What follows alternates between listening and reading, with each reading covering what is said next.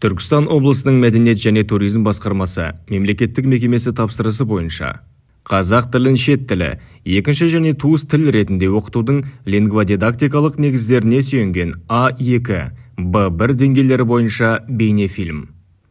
Өзге ұлт өкілдеріне арналған бейне сабақ. Бұл фильмнің тақырыбы демалыс күндері.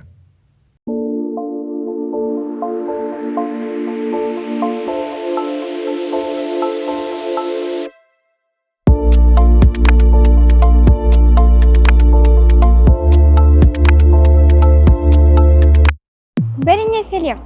Түркістанда көрікті жерлер өте көп.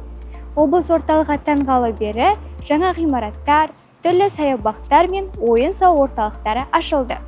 Демалыс уақытында қала тұрғындары бос уақытын тиімді өткізуіне арналған кітапханалар мен музейлер, театрлар да көбейді. Өңірге саяхаттап келген туристер көне тарихтан сыр шертетін киелі ескерткіштерді аралап қана қоймай, жаңа үлгідегі ашылған орталықтардың сәнді көріністеріне тәнті болып қайтады.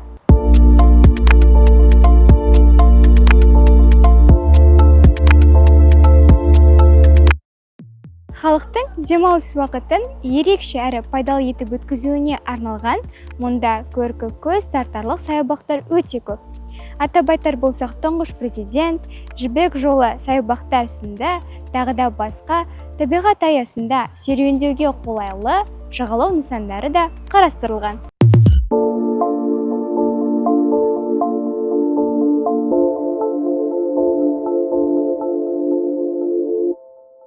Түркістан қаласы туристер үшін Ұлы Дала елі мұражайы, Визит Түркістан орталығы, түрлі концерттер мен мәдени іс-шаралар өтетін конгресс-холл кешені, драма театр және де тағы да басқа үлкен ойын-сауық орталықтары күнделікті қызмет атқарады.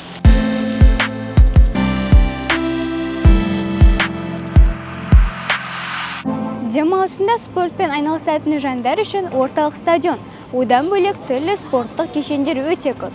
Және де Керуен сарай бірегей кешенінің аумағында шығыс базары, этникалық стильдегі мейрамханалар мен әртүрлі қонақ үйлер де бар. Көп функционалды туристік орталықта шығыс моншасы және Хэмптон бай Хилтон бренд қонақ үйі де орналасқан.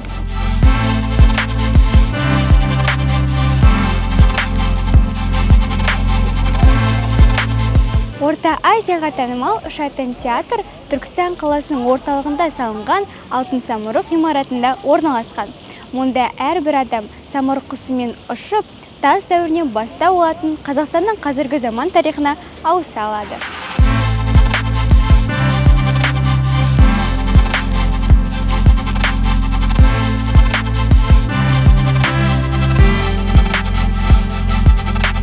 Бұдан бөлек облыстық Фараб әмбебап ғылыми кітапханасы еліміздің танымал заманауи үлгідегі кітапханалардың бірі болып табылады.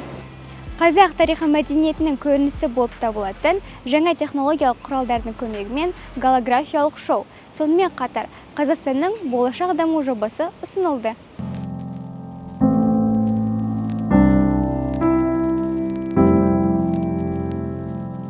Жаңа музыкалық драма театр қаланың мәдени орталықтарының бірі болып табылады.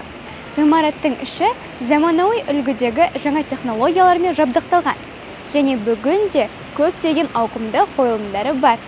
Атап айтар болсақ, Бөрте, Келіндер көтерілісі, Ромео Джульетта, Қаламқас, Мағжан сынды тағы да басқа спектакльдердің қойылымдары болды.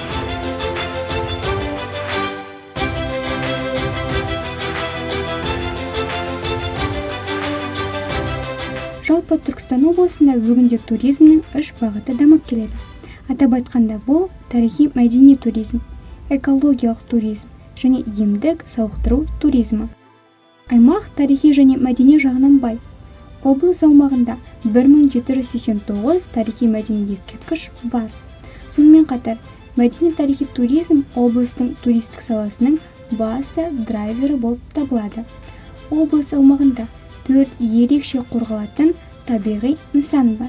Бұл ЮНЕСКО-ның биосфералық нысандар тізіміне енген Ақсу-Жабағылы және Қаратау қорықтары, сондай-ақ Сайрам-Өгем ұлттық табиғи паркі және Сырдария Түркістан өңірлік табиғи паркі. Сонымен қатар Түркістан облысы таулар мен тау бөктерінде орналасқан нысандармен танымал. Мұнда бірге Қазығұрт тау, Ақбура бұлағы, Қырықшілтен, Қасиетті Жылақ ата, Машат шатқалы, Жылаған ата, Қырыққыз сияқты орындар бар. Бүгінгі таңда облыс аумағында 70-тен аса емдеу сауықтыру аймағы жұмыс істейді. Түркістан қаласының басты көрікті жері болып табылатын кесене 12 ғасырда өмір сүрген сопылық ілімнің негізін қалаушы, ақын және ойшыл Қожа Ахмет Яссауи құрметіне салынған. Кесенеге тек Қазақстаннан ғана емес, ал шетелден де туристер келеді. Түркістан облысы табиғи көрікті жерлермен, бірегей сәулетімен және табиғи ландшафтармен ғана танымал емес, бұл еліміздің сауықтыру туризмі дамыған өңірлерінің бірі.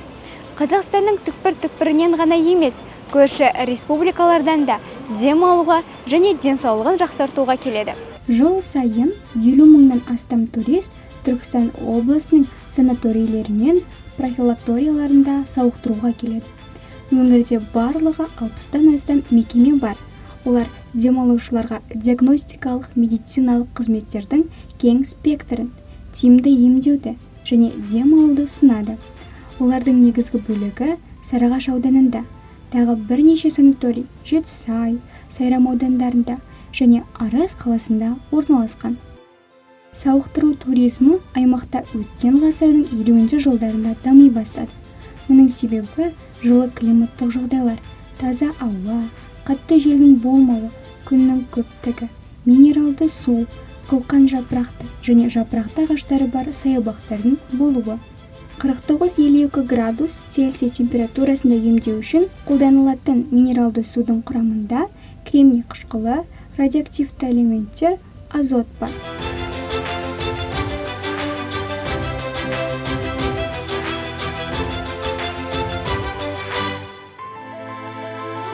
Баршаға мәлім, Түркістан түркі халықтарының туристік астанасы атанып, өңірдің туризмі күн санап артып келеді. Таңғажайып Түркістанның әлі де жаңа ғимараттары салынып жатыр. Киелі өлкенің жаңа келбеті әр келген туристің көңіліне шығары сөзсіз. Егер де сіз бұл өңірге бұрын соңды келмесеңіз, міндетті түрде саяхаттап келіңіз.